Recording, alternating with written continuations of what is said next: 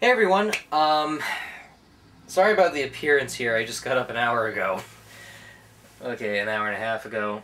But I figured now that I have the chance, I kind of want to do this Cinevlog out of the way. And for the first time in my pajamas, actually, the more I think about it, give me a second. Because it's not Cinevlog without the shirt. There we go. Alright. That's a little better. Try to cover up the long sleeve pajamas in 80-degree weather. So before I start talking about Age of Ultron, if you're wondering why you're seeing this video on... Actually, no, that's not going to look right. That's a little better. Before I start talking about Age of Ultron, if you're wondering why you're seeing this video on YouTube, I got a couple of updates to get out of the way in regards to a few things. And I think it's a little major to talk about that first before I'm talking about the movie. I'll try not to be too long. I'm kind of at a point where I really need to reconsider a few things and sort of just think about what's really a huge necessity at this point. And if you're thinking I'm going in that direction, I'm not. This is something entirely else. I've been doing web videos for, I think, 6 years, or... Yeah, 6 years. And I'm just thinking to myself, this is quite a feat, but there has to be a point where I really need to manage my time a little more in terms of making these videos. I haven't even finished scripting the vaulting two-parter. That's how bad I am. And the reason for that is last week, a really close relative of mine had to do chemo treatment. She has lupus, and I always feel that those matters are like more important than what I do. So I figured, okay, I'll put my work off to the side and focus on helping out the family and such. And in that mind frame, I sort of just really don't focus on my own work. I just sort of shuffle off and do what is needed.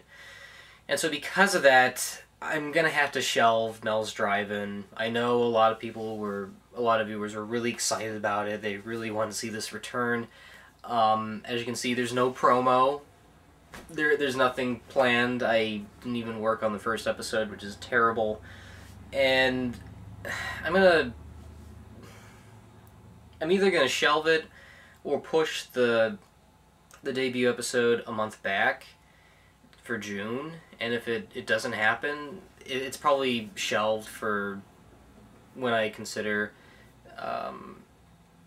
getting into it, because this was sort of an idea where it's like, okay, there's a direction to go in here, but I don't think it was thought through very properly. I really think I should have just really considered the logistics a little more than just jump in and say, okay, I'm going to do this kind of show, I'm going to have this and this and this and this, and I think it should have been a little more organized.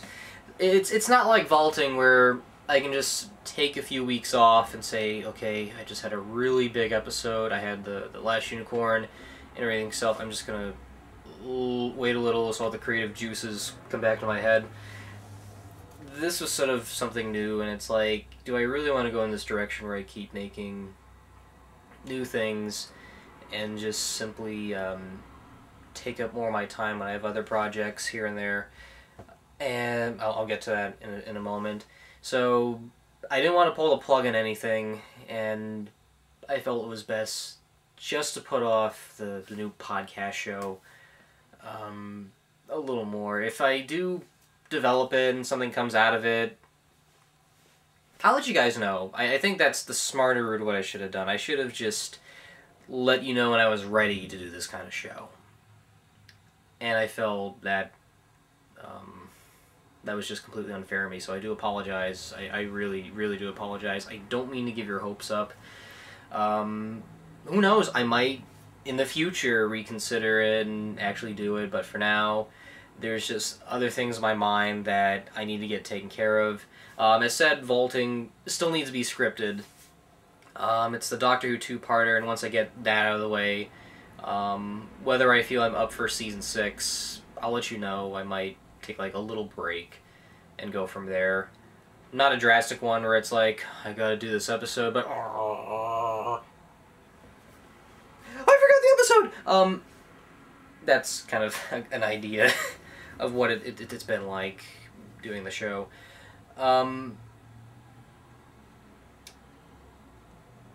This... I'm sorry, it's really hard to say because I'm trying to get my mind all organized here. Vaulting's been a pretty big show for the past few years, and I'm not at that point where I'm just giving up. I'm at a point where it's like I need a motivation to finish it, finish the scripting and the writing, and just get in there, film what I can. And it's sort of at a point where it's like, I don't know, I don't feel up to it. And on top of that, there's a few other things that I want to do that I really think I could go somewhere with. I just started recently working on a small personal project I had, writing a novel. You can see, if you can, some of the notes here on some of the chapters that I'm working on. It's a very, I mentioned this a couple of times, it's a very Ron Dahl stylized kind of story, and I really think there's something there. I feel really excited about it. I want to go in and do this sort of thing. I don't know how many chapters it's going to be, maybe 12 or 8, depending on how long I make the story. But I really feel like there's something there, and I don't want to let that go to waste, because there were times in my life where an idea would come to mind and be like, yes, I want to do this, I want to do this, I want to go forth, do this, and then a few days after it's like, nope, still doing it, nope, still doing it, and then, what was the motivation for that idea again? And I don't want to end up in that boat. I already wrote out 2 chapters already. I announced it on Facebook, and I really feel excited about this one. This is one I've always wanted to do for about a year and a half, ever since I originally conceptualized the short story, and it did fairly well in my college class. I really felt there was something there. I really felt I can take this story and expand it off in something big. So at the moment, I'm focusing on that, and hopefully I'll get it done. And once I get that done, I'll just move on and see where it goes, pretty much. So what does that mean about my video making stuff, my videos? I'm not going off the web. You're seeing this video, right? You're seeing me on the internet doing my usual little thing. I'm not meaning that in a sarcastic route. I'm not being sarcastic. If I ever was sarcastic, I would cue that. I'm still here. I'm not going anywhere. It's been tough. It really has. And I don't want viewers to see me just disappear right off the fly. So if push comes to shove, I'll still do the Cinevlogs. There's a lot of movies this summer that I really want to watch. There's even one coming out this week. It's not Mad Max Fury Road, by the way. There's an independent one that I really want to see, but I'll get into that near the end. So I'm not ready to just give up and say, done. You're still going to see me do things. Even if it is like a little sketch or anything. Yeah. I'm still standing. That's really all else I can say. There might be times where there might not be an episode. There might be times where there's like a huge break in between where you might not see anything except maybe one video at a time, but I'll still do something. Whatever it is. Except porn, because you don't want, you don't want to see that. Just a little joke. So with that out of the way, let's talk about Age of Ultron. And I want to say right off the fly, Marvel, I was doing a podcast last night for Cinema Royale, and we had Lewis, aka Link Carver, on. He was actually pretty fun to talk with. If only everybody else didn't speak over me. I'm done. Marvel has been on a pretty big roll lately. Ever since they had Iron Man, there's been this huge surgence of superhero films coming from them. And if you really want to get an idea of what the whole cinematic universe is like, the four I always say to turn to are Iron Man, Thor, Captain America, and Avengers in that order. Because that's sort of like the starting stone in the whole universe. And in a way, they treat their movies like comic books. Each one links to each other. They're fun. They're creative. Yeah, they can be ridiculous and a little dumb at times. But that's kind of the charm of it, because it's a comic book movie. It's not higher art. It's not higher class. It's fun. You just simply remove your brain at the door, sit down, and enjoy what it is. In fact, dare I say it, it's the closest thing we have today for like 1940s, 1950s serials, only bloated into 2 hours and 2 hours and a half. But the first Avengers movie, it was good, it was explosive. I really liked how they had this crossover between everyone, and how they really battle off at each other, and how at times they could be friends, at times they could be like enemies or just bicker. Kind of like a very dysfunctional band of brothers, which is where the heart of the movie was. And then you had an actual good Hulk, played by Mark Ruffalo.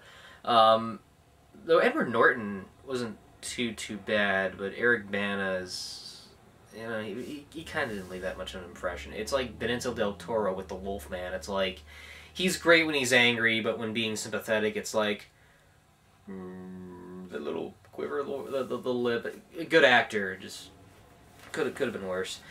So now we get Age of Ultron, and when I heard they were doing a sequel to Adventures, I was like, okay, Avengers. I was like, okay, fine, you know, I'm up for it. The first movie was good. Give it to me. But there was one big problem. This guy came out last year, and I love the hell out of it. If it wasn't for this one, I wouldn't be like, yes, take me, Marvel, take me! This is genius! Thank you, James Gunn, thank you. I'm in my prime.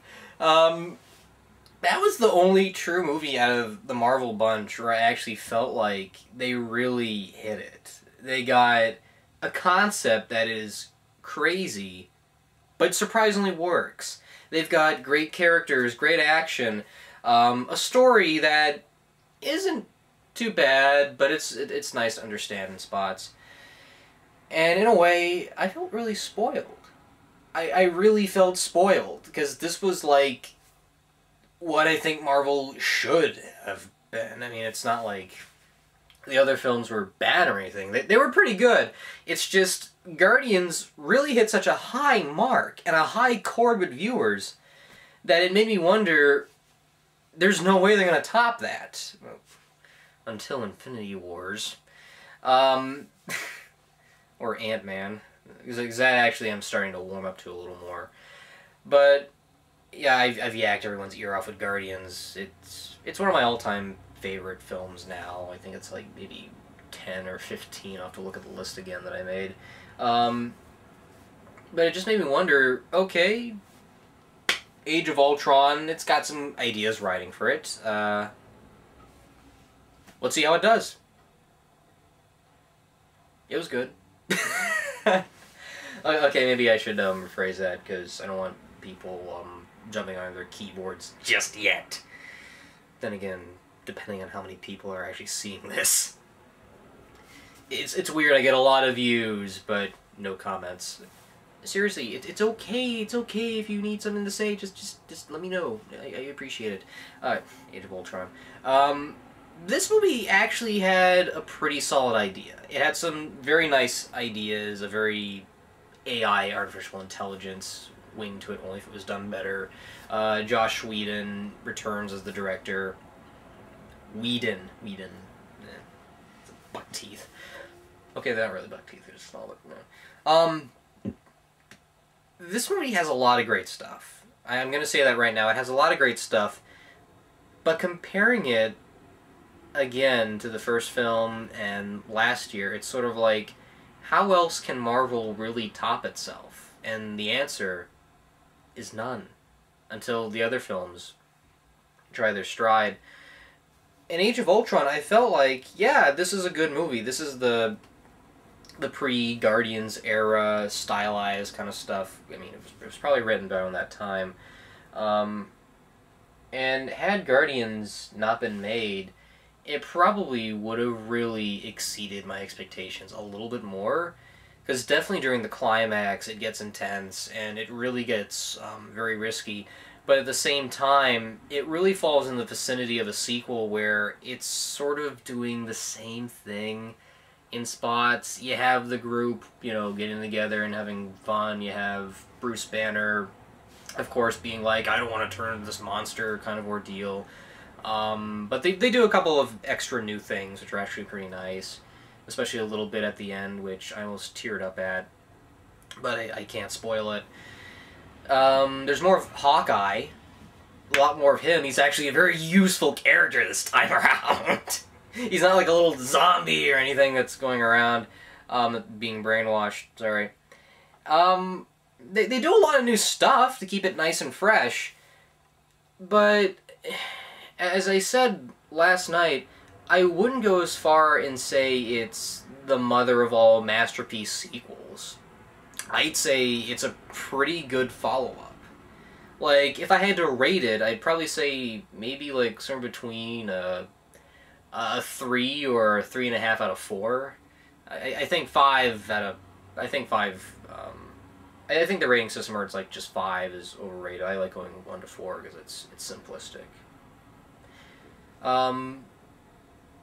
With that said, it's such an interesting, keep in mind, I didn't read the comic, so I'm just examining the movie as it is.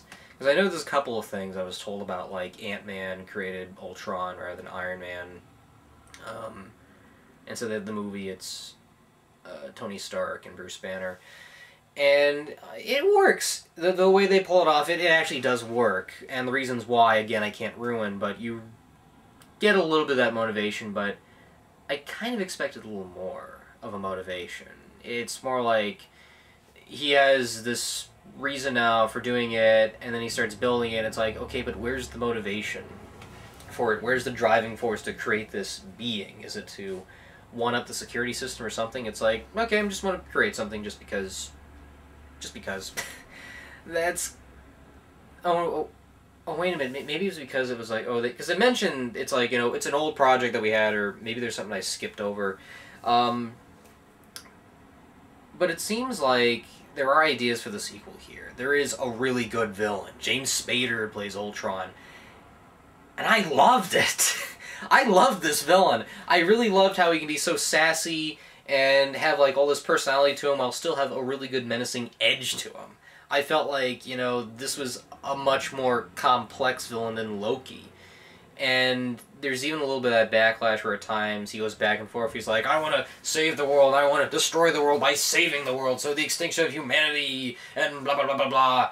And it can be a little confusing at times, I will admit. But just the personality and the weight he carries is so interesting to me. I'm trying not to talk about too much because I don't want to ruin the film for everybody because it's just out. It was a huge success at the box office. No surprise there. And it's a movie it's a great start to the summer, and I'm definitely really recommending it. Even if you do go in with low expectations, you're like, well, that wasn't too bad. Or if you go with like extremely high expectations and be like, I expected better out of this. There are a lot of great elements that make Ultron stand on its own. I think the biggest heart of it all is that it does a really nice take on the Frankenstein mythos. In fact, there's a lot of Frankenstein-like elements throughout this whole film. You have Tony Stark creating this entity, and the entity tries to take a form of its own to be appreciated, and yet it's not appreciated, and it's like, you don't like me, then I shall go out in society and take my own havoc of vengeance. That's probably the best way to describe this movie. It's a superhero version of Frankenstein. The only thing missing is Tony going, it's alive, it's alive, it's alive! I remember I wanted to yell that in the theater so loud.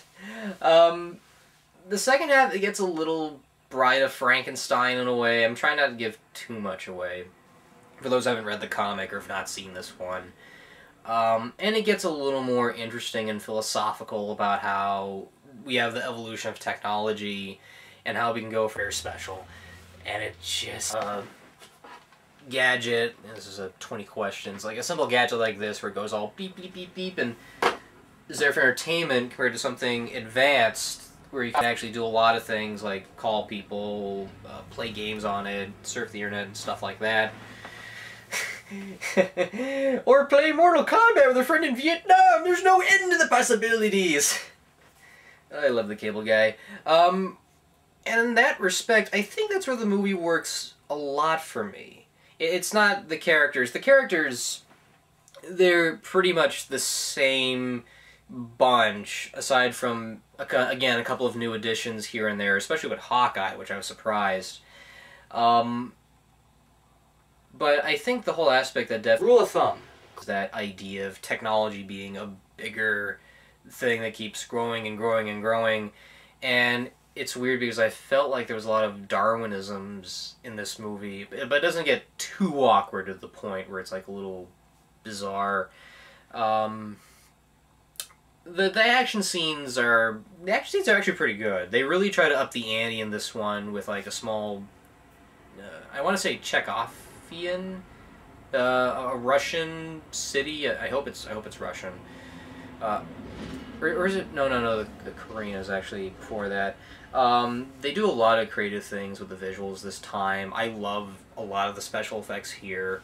There's a nice perfect blend between practical and digital, which is really good. In fact, for the longest time, since Guardians, there's a great blend between, you know, a guy in makeup and something that's not there, but yet it looks totally realistic. And I wish we had more movies like that. I guess it's because it depends on the effort they put into them or something like that. But I thought that was very well done. There's a lot more bickering between everyone. Again, not giving too much away here. You got everyone against bitter odds. Captain America versus Iron Man. You got Thor against Captain America. It's a very vicious cycle. And it's so interesting to see these characters and how they really play off of each other, and that was a huge strength of the first movie. They do that again here, and somehow it just feels like the usual route. It just feels like them just sort of going at each other's ends just for the sake of making a story, and then, again, without giving too much away, something brings them together and says, oh yeah, we can finally go out and save. There's hope for humanity after all! We can finally go out and beat this thing! Because we had this other thing that can help us! Some motivation! I want to say it's maybe a little overrated, but at the same time, I really avoided the reviews on this one. Like, maybe at best, I kind of skimmed through the review of Entertainment Weekly. I heard from a friend of mine, oh yeah, it's actually not that bad of a movie, but I don't think it's like that great or anything. So it's like, no, don't tell me, I want to be excited for these things. I looked on Rotten Tomatoes and I said, okay, that's not a bad number of, I think it's like 75 or 80, somewhere in that vicinity. Not as high as the Avengers or Guardians. Okay, I'll stop with the Guardians. I can't help it. It's like, in a way, I want Age of Ultron to be that movie, because Guardians really pushed what Marvel had already done with its characters and its situations and stories and its entire universe, and now it's going in this open direction where they can do anything.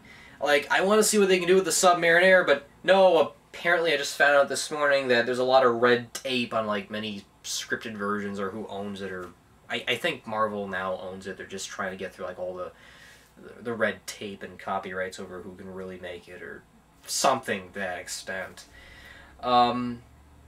Because there's so much more they can do, and it seems like with Age of Ultron, or Avengers 2 Age of Ultron, I really feel like it's a sequel where they rehashed pretty much the same pattern of the first film, but at the same time they were going in new directions, which made it enjoyably fresh and, I don't want to say completely new, but at least enough to say it's a pretty good follow-up on its own.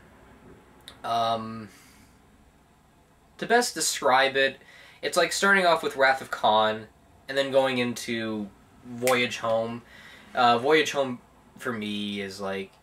no, a better example is Undiscovered Country. It's like starting off with Khan and going into Undiscovered Country. They're both Star Trek films. Because with Undiscovered Country, there's a lot of good elements, a lot of good stuff that made me say, okay, this is a very worthy sequel that actually makes me want to, go up to someone and say, hey, if you haven't seen Star Trek, I can recommend this and this and this and this.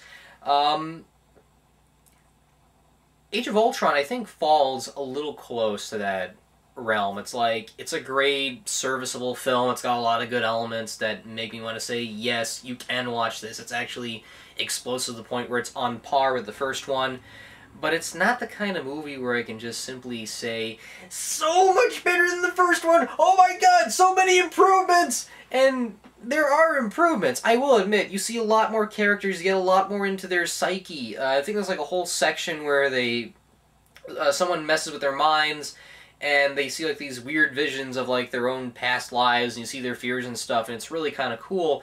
And in a way, I really wish there was more stuff like that. I really wish there was more elements to them, like, what does it mean to be like a team and go off and be saviors of the universe and stuff like that. I heard there was a 3-hour cut, and it makes me wonder, what would it be like to see that version, or at least take elements of that and put it into this one, the theatrical version per se, because this movie's like 2 hours and 20 minutes. 2 hours and 22 minutes, actually. Sorry, like being exact. The rule of Baron Munchausen is that you tell his story accurate, every single detail. For those who haven't seen The Adventures of Baron Munchausen, please do. You'll get what I'm saying. But no, it really feels like there's certain elements of this film that are missing in spots, but not to the point where it feels like there's a big plot hole or anything, but more like there's something here, but I feel like it needs to be expanded upon a little bit more in certain spots. And it makes me wonder, would adding on more make it better? This version was good on its own for the narrative it is, but it kind of makes me wonder what would be, what is the better route here? Adding more to your story or just keeping the flow of it as it is? Because I can imagine there's a lot of material that probably could not make it in because there's only so much you can do for a mainstream audience these days, and yet they're okay with long movies, but there is that attention span. Because last weekend I showed a couple of friends of mine this 3-hour version of Superman the movie, and it sort of got to a point where it felt like it was really dragging, and even then, looking back upon the theatrical version of Superman the movie, it still feels slow because there's so much setup they have in that film. And it makes me wonder, because Age of Ultron, it sets things up, but it does it in a manner where it's not giving away too much information or dragging on in too many spots. But in terms of character and story-wise, I'm just curious to know if adding more would make it a better film, or keeping it as it is would be fine. I really want to talk more about this in terms of the ending, and again, a couple of elements here and there, the Bride of Frankenstein stuff, as I like to call it, but I really can't because I don't want to spoil it for anyone, so I'm just going to leave that as it is. This is sadly as far as I can go. I'm not going to do like an extra video where it's like, the spoilers are here, because even that would be unfair. This movie is Age of Ultron is a really good start to the summer. I'm just going to say right now, if you really want to kick your summer off, this is the movie to see. There's a lot of great action, a lot of great characterization. As a film on its own, it works a lot in a lot of places. But I still keep thinking to myself, Marvel has really hit a huge peak, and at some point they're going to drop. And I don't know exactly where or when it's going to drop. But it makes me wonder, there's only so many times you can really wow your audience. I like to call it the Pixar effect. Like, these guys have been on a roll, and now at some point they're going to come across that one film where it's just going to break it all, and viewers are going to be like, no, that used to be so good! Where's the magic?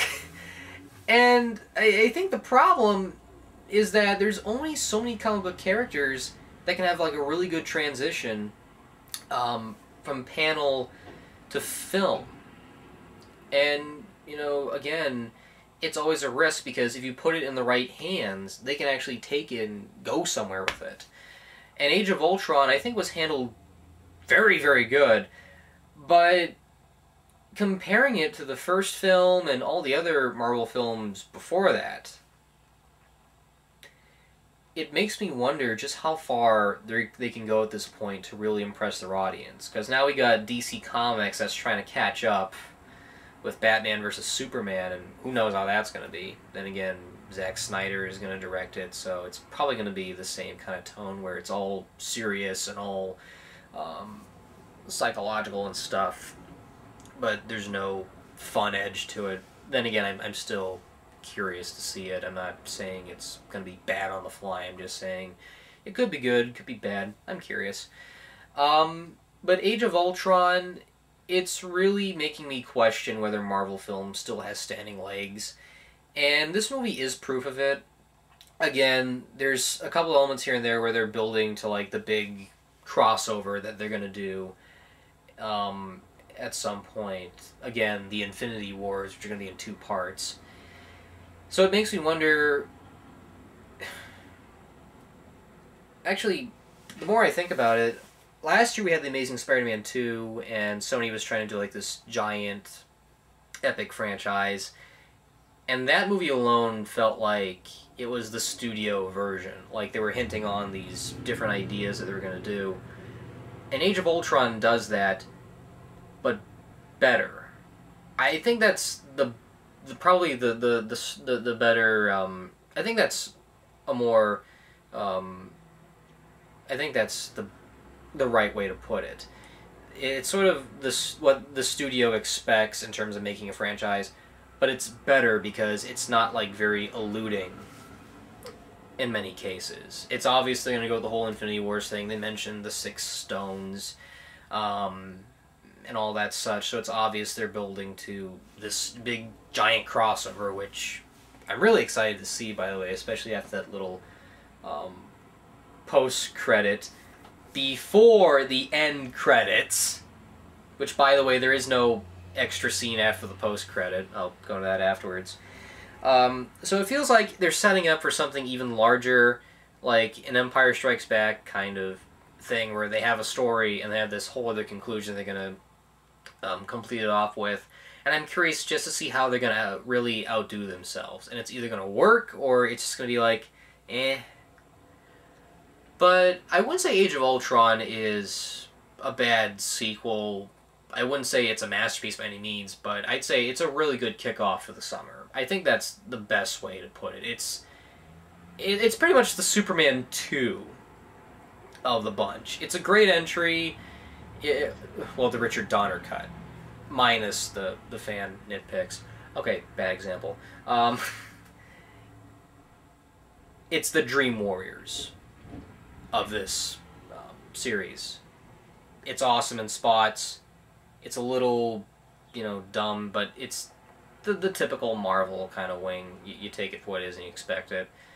That's probably the better way to put it. It's the Nightmare on Elm Street 3 of the bunch, where it has so many good elements that you can't really hate it, or at least say it was terrible by any means, because there's a lot riding on it. But at the same time, you kind of wonder how they're going to outdo themselves, especially in the case that they are, because they're in a really tough spot. And again, there's subtle hints to the big crossover. It's not like it's being dead obvious in many cases. Like, again, they do mention about the mythos of the stones and stuff. It's not like they drag out the whole thing, which is a plus, because there's a story there, and they have to focus on that in order to get to the next one. But yeah, there is a post-credit scene, but it's right after the little, directed by Joss Whedon, produced by blah, blah, blah, blah, blah. It's very short, but it's a really good intro to the Infinity Wars saga, which, hey, I'm excited to see. Who knows, we might actually get our Guardians crossover after all the Avengers. But yeah, like I was saying, I went with this with a friend of mine who's a huge comic enthusiast, because he didn't see the post-credit ending. And sure enough, we sat there, and the scene appeared, and then the end credits played, and I sort of sat there and he started getting up, and I was like, wait, where are you going? Isn't there another one after the credits? Yeah, because they did it with Thor: The Dark World, where they had a post-credit before the end credit, and then they had another one right after the end credit. So it's like a sandwich, in a way. And then he turned to me and said, "Oh no, that's it." I said, What? No, there has to be another one at the end." And he's like, No, that's just it. It's that little thing happens, and yeah. So I'm walking out, and I'm thinking to myself, oh my god, I hope he is wrong. I hope he is wrong. And then I see the first few minutes of Doug and Rob's reactions to the film, and they bring up how they sat through the whole movie and they got pranked because they were told that there's like a Spider-Man post-credit, and Doug was in his fury. Unless he was probably joking, but the whole story of them sitting through the credits, that was actually true. So yeah, when the end credits played, you can get up and go. It's okay. Even Josh Whedon confirmed there's no post-credit after the end credit. So yeah, go see this movie. It's worth it. You're gonna get your money's worth. If you don't like it, the action scenes are great. I can't think of reasons why it wouldn't be that good, aside from the fact it rehashes some elements from the first film, but it takes them in a new direction to keep them new in certain cases. So, until Ant-Man comes along, you're still good, Marvel. You are my number one guy. DC, get your act together. And I'm not saying that in a trolling aspect. I'm saying as, please, you can do good movies. You can. You really gotta put the fun in. Please. So, with that said, there's another movie I hope to see this week. It's not gonna be in theaters, but it's a very interesting documentary that I have been really itching to see for a while, and I'm glad to see it's finally being released. You can pre-order on iTunes. Just sort of give you a little idea, he does a nice little voice like this, la la la la.